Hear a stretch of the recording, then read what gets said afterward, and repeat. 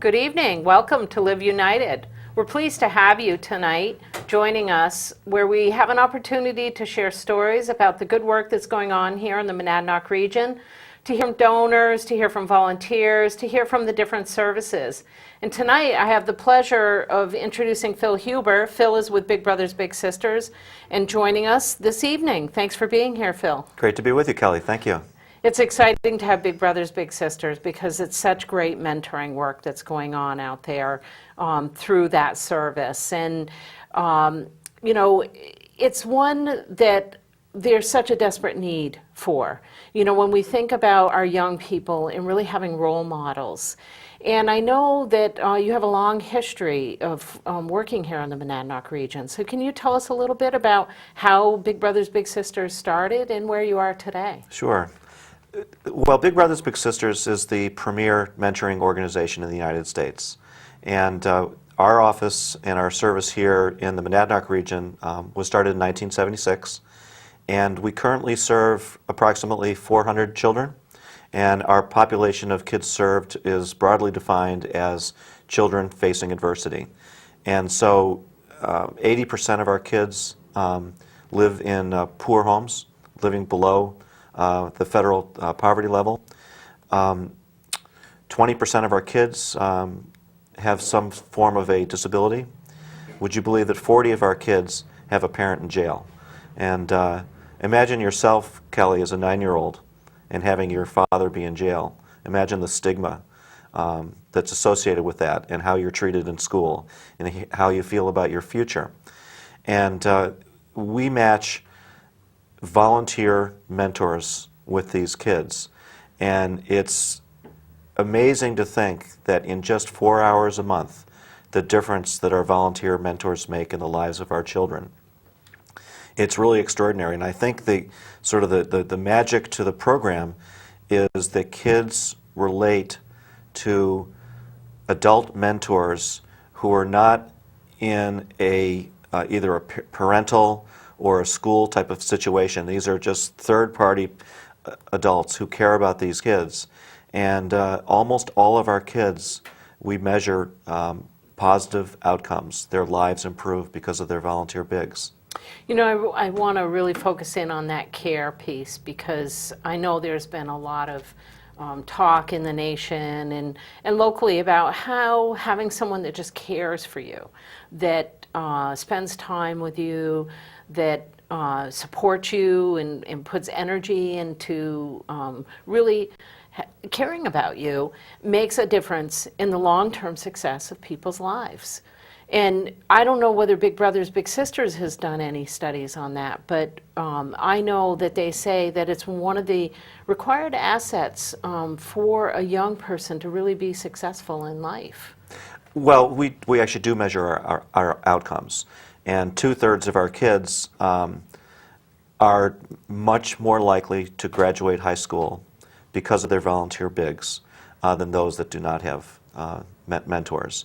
And you think of how mentoring affects success in school or success in business. All of us in the business community have had mentors in the past. I do run Big Brothers Big Sisters here in the Monadnock region. My wife and I have also owned the Chesterfield Inn for 27 years. And we would not own the inn had it not been for a business mentor that I had in my 20s. And he helped me on a successful path in business that resulted in us being able to basically acquire and start up a small business here in the region. And think of yourself back in school. Those of us who were successful in school, we all had mentors. They might have been professors or high school teachers who saw a special, provided a special spark for us to succeed. And that's what we try to do with the young children that are enrolled in our program, is we try to match volunteers who have a specific interest in helping these kids do better. And it really works. And so what's the age range that you typically see coming in for mentoring? Well, the kids can enter at any age, from first grade through high school. I can share one of my favorite stories. Has to do with a 15-year-old girl who was involved in the court system. She'd been arrested twice, and she was just on a path to real trouble. And she refused to go to school. There was a mother on the scene. The father was disabled. Very difficult situation, and the kid was in trouble. And our agency won a federal grant from the U.S. Department of Justice to mentor juvenile justice involved youth. So these were kids that are already in trouble. And the Department of Justice had data that suggested that mentoring troubled kids can lead to avoidance of future trouble. And when this girl was first identified for our program, at about the time that she was identified, a woman in her early 70s volunteered to be a big sister. And that's an unusual age to volunteer for sure. But she came to us and she said, "Give me your toughest kid, and that's who I want to help." And sure enough, this volunteer was matched with this kid that was in trouble, real troublemaker, smoked, trouble with the courts, cops knew her, real problem kid. Well, would you believe that in 2 weeks, this volunteer grandmother was successful in getting this child re-enrolled in school, and the child agreed to go to school. She has stayed in school, and she's doing well. And I think that the key to this success is not only that the volunteer was unusual in how effective she was, but I think there was also a gray hair connection. And this 15-year-old troublemaker knew not to give a grandmother a hard time. I think there was something in the genetic composition of this child that told her to respect this grandmother who volunteered to be her big sister. It's interesting to hear a story like that, because when you think about it, so often kids learn values in different places, and she obviously learned some values somewhere, even though she may be struggling at points in her life. In the teen years, we know, can be very difficult for lots of reasons for kids, and especially when you're coming from an environment that maybe doesn't provide all the support that you need. And, to think that she somewhere along the line learned that you respect your elders, perhaps, and to be able to make a match like that, and to think that there's an opportunity even like that for the mentor out there. And, we have a lot of seniors who are always looking for things to do and volunteer their time. I know you have a real need for mentors. There is always a waiting list of kids waiting to be matched with a volunteer mentor. Some of the waiting list are kids that are difficult to match, kids with significant disabilities, for example. It takes an unusual volunteer to want to, serve that population.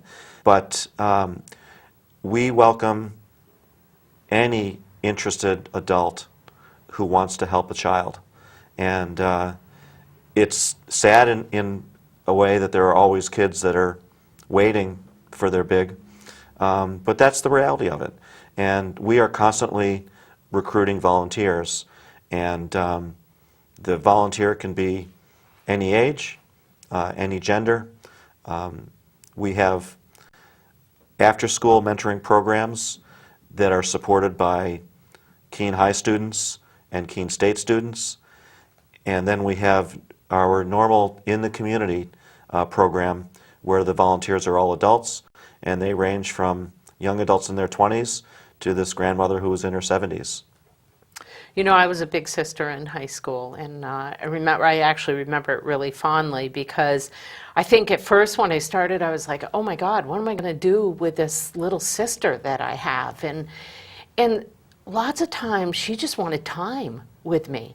And I think we forget how valuable that is today, that we're so involved in the world, and there's so much going on around us that sometimes just some quiet time together. And she used to just love to sit and read with me or go for a walk.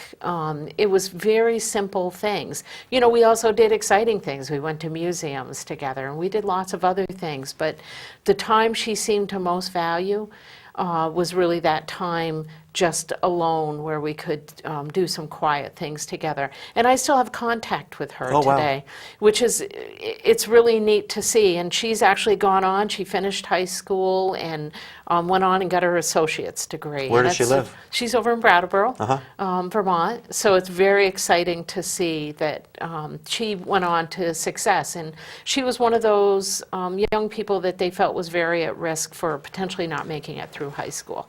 And here she has her associate's degree today. And she works in the healthcare field. Oh, that's fantastic. So it's really nice to see that, and she sees herself as giving back to the community. And she actually has been a big sister to someone as well. Oh, that's So fantastic. go ahead. So this must have been in the youth services program. Yes. Yeah. Yeah. Oh, great. Long Good for you. time I ago. I didn't know that you had volunteered as a big sister. I did. That's fantastic. And, you know, it's always fun to see the outcomes of that and that you can maintain contact with these young people.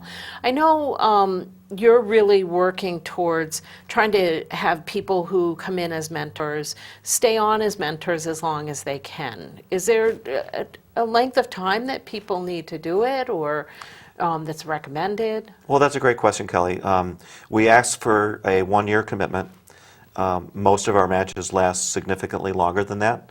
Our average length of match is about 2 years. But these lengths, they'll range from a year to sometimes they go on for 10 years. In your case, because you're still in touch with your mentor, we actually call that a lifelong match. And there are many of those folks who stay in touch throughout their lives. We even have a program to try to sort of rematch people if they've gotten out of touch.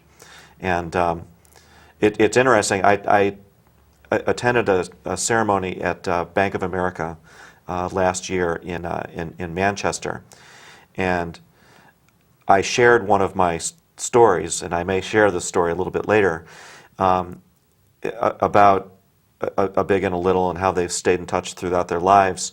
And the room went silent, and it's a very moving story. And when I finished, there was this very gregarious businessman, great big guy with big smile, big laugh, and you could see that he had teared up, and he couldn't speak for a few seconds, and he finally broke the silence by saying, "You know, I hadn't thought of Roger in 20 years until you told that story." And here's a guy, his name is Mike Boyle, and he owns and runs an international energy services corporation headquartered in New Hampshire, super successful business. And he was an orphan as a child and had been matched with Roger. And it led to him getting a successful degree in college. And here's a guy who basically attributes his lifelong success to his big brother, Roger. I really want to highlight how important each and every citizen can be in this. That it's about giving your time. It's not about giving, and we know time's valuable, but the difference that it makes in people's lives is just amazing. And it really could be the long-term, that was a great story because that's the long-term success, a contributing citizen of New Hampshire now. And, when we think about that little tiny intervention for a year's time, that we can make a difference in the lifetime of a person. So I really want to highlight for the audience that you can have a role in that that's a really exciting opportunity for all of you to engage in. And if you want to if you wanted to become a mentor, how would they do that, Phil? How would they go about doing that? Well, the easiest thing now is the internet, our website. You just Google Big Brothers Big Sisters New Hampshire, and you'll immediately find us. Or you call us, 352-9536. Google my name, you'll find us. We do regular recruitment. We're particularly successful recruiting at Red Cross blood drives, at community gardens as well. And we actively recruit volunteers, obviously, in the high school and at Keene State. But we're out and about in the community, and we welcome any caring adult who wants to make a difference in a child. Now, what portion of the Monadnock region do you cover? Do you cover all of it? We cover, our region is 64 communities. We actually have matches in 45 of those communities. We even have an office in Claremont, which is Sullivan County, not Monadnock region. So it's a large geographical region. Our largest towns are Keene, Peterborough, Dublin, Claremont, and Hinsdale. Those are our 5 largest. Keene is our largest by far. There's 120 kids in Keene that are enrolled in our program. Now, do you have any, you mentioned the high schoolers, so that's 9th through 12th graders that are primarily involved, or is it mostly juniors and seniors? It's mostly juniors and seniors. Because I remember when I did it, I started as a junior Yeah. and stayed through my senior year, Right. with the same young woman that I was matched with. So, an opportunity out there to get involved, folks, and really to give your time and be a great volunteer. I also know you have other events that go on. It can't be easy to run this big of a program, that you need support for it. And I know, in fact, today you have a golf tournament that's helping raise funds. Are there any other upcoming fundraisers or any needs that you have as a program? Well, yeah, good question, Kelly. We, like every nonprofit human service agency, it's always a challenge to properly fund our agency. And we have our golf tournament actually this afternoon at Keene Country Club, so it's a little late to get involved with that. But our signature fundraising event is called Bowl for Kids' Sake. It's a really fun bowling event. And the way it works is we recruit captains who then form their own bowling teams, and each person who is on a bowling team commits to raising a minimum of $100. Most raise more than that. The event raised $45,000 last year. That's a very successful fundraiser. It has the potential to do more. That will be next spring. And you'll see our banners around town, and we certainly welcome folks to either volunteer to help us to organize it and to recruit captains and form teams, or step forward and form your own team. It's how the fundraiser works. United Way is by far our most important source of funding. It's about 17% of our budget. And you may wonder, why it's quote unquote expensive to properly staff and manage Big Brothers Big Sisters. But think of the time that we spend recruiting volunteers and recruiting children. We also have a very stringent child safety protection process. So every volunteer is very carefully screened and interviewed. We do criminal background checks. We do driver background checks. Each volunteer is interviewed, and our staff is trained in child safety best practices, because obviously we cannot afford to have an incident. And knock on wood, in the 40 years that we've been in business, we've not had a child safety issue, and much of that is because of our ability to follow best practices to protect child safety. Each one of our matches, Kelly, is also professionally supervised, and each party in the mentoring relationship, the volunteer, the child, and the parent, is contacted either by phone or by email or even through surveys on a regular basis, so that we can assess how the match is going, provide suggestions if they need some help of things to do, but we also look for signs of possible child safety issues. It costs roughly $1,000 to enroll a child, train a volunteer, make a match, and then professionally supervise each match. And with roughly 350 children enrolled in our program, our annual operating budget is $350,000.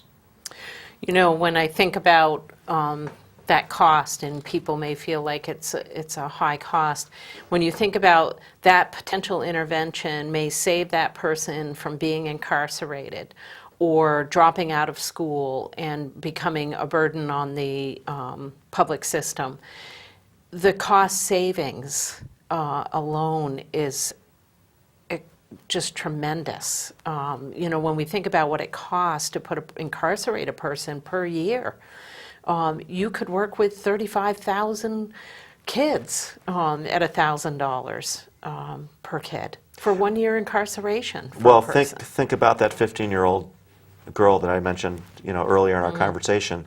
She gets in trouble again, and the cost to us as a society is going to be $40,000 to $80,000. And so for $1,000, we've got a good shot at keeping this kid out of trouble. And it sounds like it's working right now, and that she's found a great match. I love that you have the generations in that particular story. Now, it's interesting because I was at the Big E this weekend, and I happened to see two gentlemen were sitting in front of me at one of the concerts, and they had two young boys with them, and I started conversation with them, and it ended up they were big brothers to Oh, wow. the two boys that were sitting in front of us, and you could kind of figure that they were.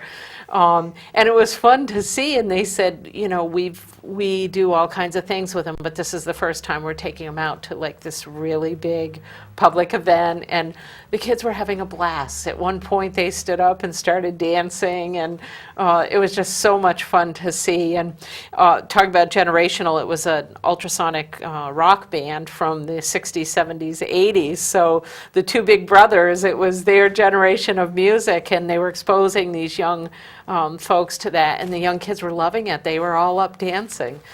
Rock on, Kelly. Yeah, rock on. It was great to see. That sounds really fun. Yeah, it was, and it was great to see that happening. And again, that generational piece going on. My daughter started today. She's mentoring over in Holyoke as part of her college experience, and so she texted me this morning, I'm so nervous. Right. And I think that, do you provide training to people, or, it sounds like there's tremendous support if you want to be a mentor. Well, actually, all of our volunteer mentors are required to take it's an online training program. And it's about how to be a mentor, but it's also teaching about how vulnerable these kids are, and how important the relationship will ultimately be. So yeah, the training is pretty significant. And I know my daughter had sent me a text this morning. She's like, they did all this training, but I don't really know what it's going to be like when I walk in there. So share a story with us about, just another mentor-mentee. So it's funny that you mentioned that you grew up in Brattleboro, because one of my favorite stories is about a Brattleboro kid, and her name is Stephanie, and this goes back 35 years ago. And Stephanie then was 9 years old. She lived in a tough trailer park in Brattleboro. The mother was not on the scene. The father really had very little interest in his kids, and particularly in a girl.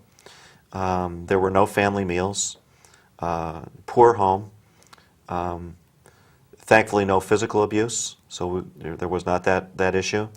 But here was a 9-year-old kid with poor dress, kind of embarrassed about where she lived, difficult to make friends in school, and but her 4th grade teacher saw a spark in her and enrolled her in the Big Brothers Big Sisters program.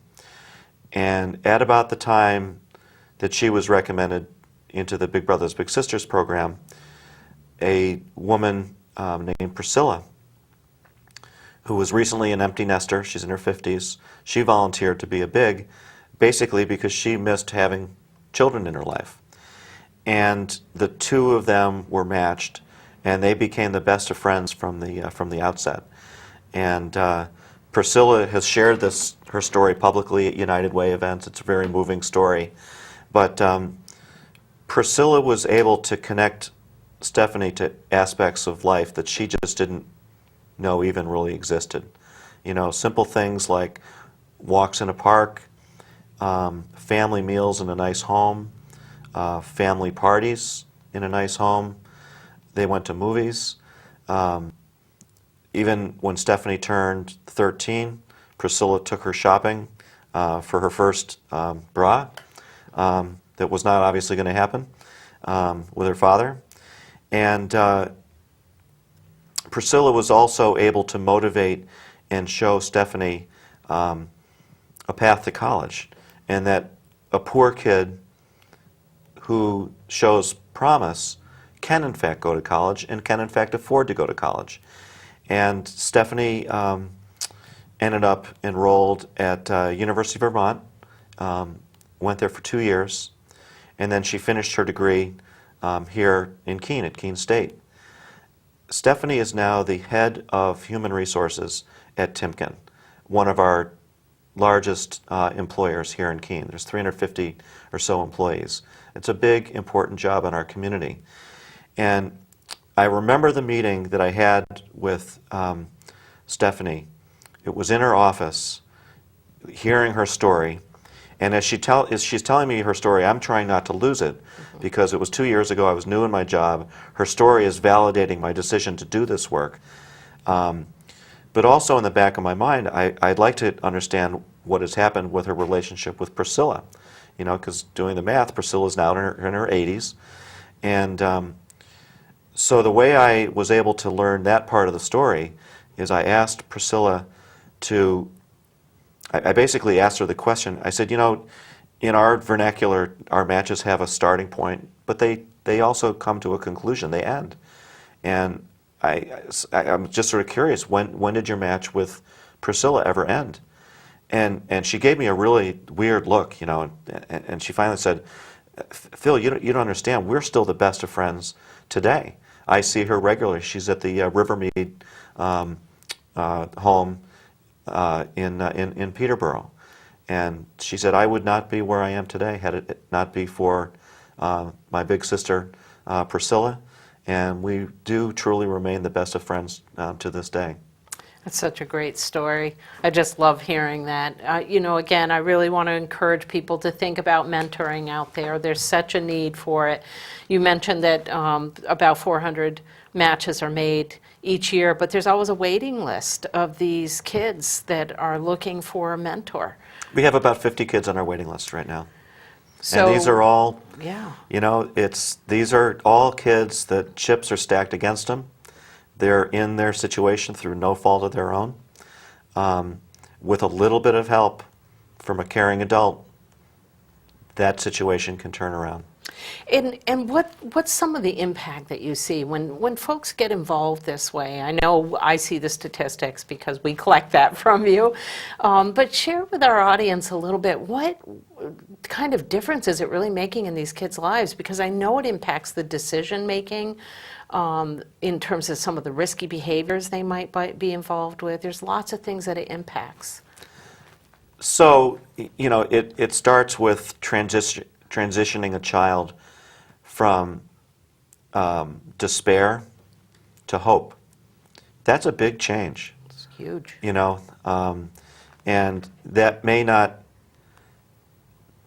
directly result in improved school performance, but it actually does result in improved school performance. Hope is optimism, and it's about looking forward. And a little over 2/3 of our kids do report improved performance in school. And all of our kids report an improved awareness of the need to avoid risky behavior. That's a really, really important issue. Our kids are much more likely to finish high school because of their big sister or big brother than their peers that do not have a big brother or big sister. So there's a lot of positive change that we directly see because of these mentoring relationships. And it's really, I just go back to the transition with these kids. You know, again, 80% of them are in poor homes. Most of our kids are in single-family homes. Many of them are in resource-challenged school districts. But with a little bit of help, they do transition from a feeling of despair to one of hope. Great message, because I think, hope is something that every young person wants to have in their life, and it's core to our success in life to really feel wanted and needed, and to have that sense of that you belong. And I think the mentoring piece really provides that. Do you have any needs for winter coats, anything for the kids? Do you collect anything like that, or any goods that you need donated? Warm clothing, nice shoes, particularly sneakers, absolutely. We had a very successful promotion this spring that we'll surely do again next spring. And it was a program that was initiated by Bill Fenton, the owner and president and CEO of Fenton Family Dealerships. And he called me and he said, "What do you think about doing a bike drive?" I said, "Great idea, Bill. What do you think?" And he said, "Well, what I'd like to do is have it be sponsored by one of my dealerships, Hyundai of Keene. We'll include the Monadnock Cycling Club, and we will promote within the community that we are gathering used bicycles. The Monadnock Cycling Club and our technicians will refurbish these bikes, and then you distribute them to your kids." And so as a result of that idea, 50 of our children received bicycles that were in good shape. And you should have seen the smiles. In fact, there was one family that came to us, 3 kids and the mom, and we were able to give a bike to each of the kids and to the mom. And imagine the difference that made in that family. Sure, because you're promoting that whole family time piece, and it gives them an opportunity to get out on the bike trails in the area and ride together. They were thrilled. It was a great day when those 4 bikes went out. I can imagine. And kudos to Bill Fenton. And like you, Bill has served as a big brother in his past, and he's and his business is a substantial financial supporter of Big Brothers Big Sisters as well. Talk about some of the other collaborations you have, because I know there's support, but it's these kinds of things where people are giving, they're advocating, they're volunteering for you that are making such a difference in these kids' lives. And I know you work with a lot of the other services in the area, but it sounds like you have some incredible partnerships out there. I know you do for the golf tournament today. Yeah, our 3 lead sponsors for the tournament today are Fenton Family Dealerships, C&S Wholesale Grocers, and Liberty Mutual. And the event will be a financial success for us because of these sponsors. And they're not just writing checks. They see the difference that makes in these kids' lives. And Bill Fenton's, one of my favorite quotes of his is, he will directly say, he says, "I cannot imagine anyone not supporting what Big Brothers Big Sisters does, because it keeps kids out of trouble and saves us a lot of money down the road through costly interventions." One of our more successful collaborations is with the Dublin School, the private boarding school in Dublin. And they have a community service requirement there. And one of their most popular programs is Big Brothers Big Sisters. And each fall, 16 volunteers come forward, and they walk down to the Dublin Consolidated School from their campus, and they spend an hour after school in one-on-one mentoring, and they do arts and crafts, do things in the playground, just talk or read. And I can remember a conversation with actually one of our funders, and I was talking about the Dublin School Program, and she's like, why is there a need for mentoring in Dublin? You know, the perception is affluent community, right? There are pockets of poverty in Dublin and in all of our communities, and there are more than 16 kids in the Dublin Consolidated that could use or benefit from a mentor. So it's one of our most successful programs. Similarly, the relationship we have with Keene State College. Not only is there a Bigs Club on campus that does fundraising, the members of the Bigs Club serve as Bigs. A number of Keene State students also volunteer as interns and work for us in the office doing marketing and communications work for us. Now, a lot of parents watch this show, and we know that from phone calls we receive. If a parent had a child that they feel like could really benefit, do they go to a guidance counselor? Do they come directly to you? How does a person get access to being able to have their child enrolled? Typically, the parent comes directly to us. Kids come through us either through guidance counselors or directly from their parents. The guidance counselor will see or identify a need, then contact the parent if it's appropriate, and then the parent will contact us. There are situations when the parent can't handle this, and the guidance counselor will directly contact us. But in most cases, it is the parent. And the parents are interviewed as part of this process as well. So that's again, they can contact you through your website, Big Brothers Big Sisters. They can also just call or Google Phil Huber at Right. Big Brothers Big Sisters. Talk and to they'll their find teacher. You know, it's very easy to find us. you. That's great. Is there anything else you want the public to know about Big Brothers Big Sisters? I think probably the most important thing for the community to be aware of is that these mentoring relationships are not purely about just having fun. It's really about, again, helping children transition from a feeling of despair to one of hope. And our staff and our volunteer bigs take this responsibility very seriously.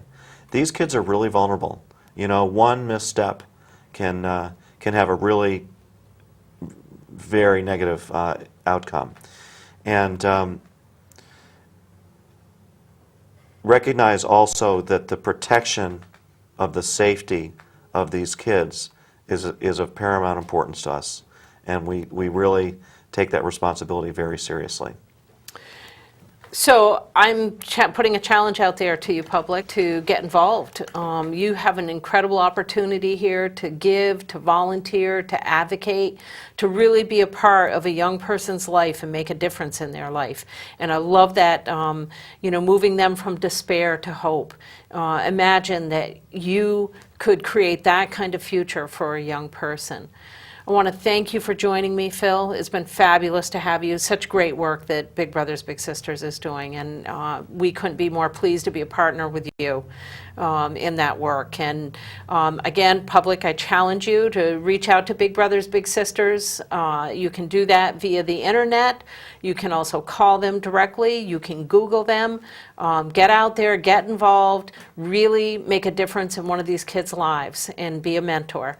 I want to thank you for joining us, and I want to thank you for joining us, and have a good night.